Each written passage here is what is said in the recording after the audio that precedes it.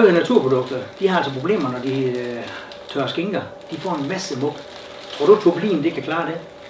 Jeg vil umiddelbart vurdere, at turbin er et fantastisk materiale til det. Vi har stor succes med at tørre oksekød i turbinposer. Og den teknik, den kan vi sagtens overføre til skinkekød. Ingen problem med det.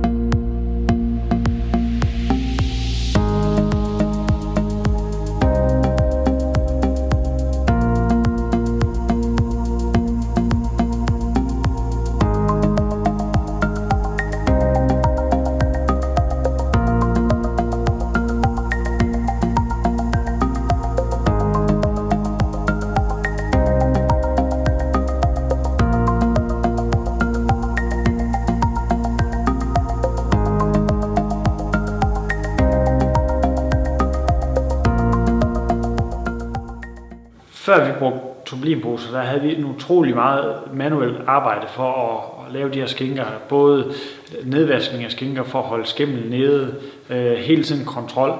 Nu, efter vi bruger turbinposerne, så har vi et meget mere simpelt arbejdsproces.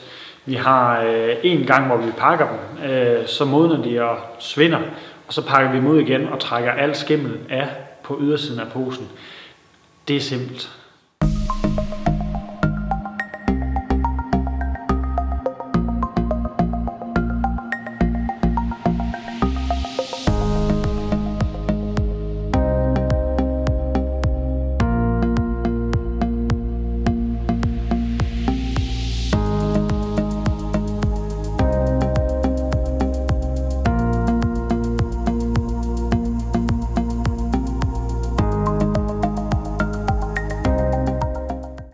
Rent fagligt, så er posen også fantastisk, fordi at du får en kvalitetsforbedring af råvaren. Om du bruger det som til noget fersk, modner noget fersk oksekød eller grisekød, så smider du noget væske og får en bedre smag og en bedre skæreflade og holdbarhed og duft også i og for sig.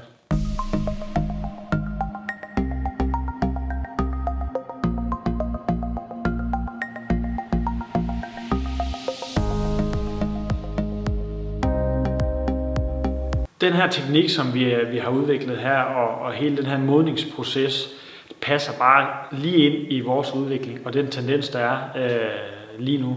Alt det, der hedder charcuterie, alt det, der hedder tapas, ting, fermenterede produkter.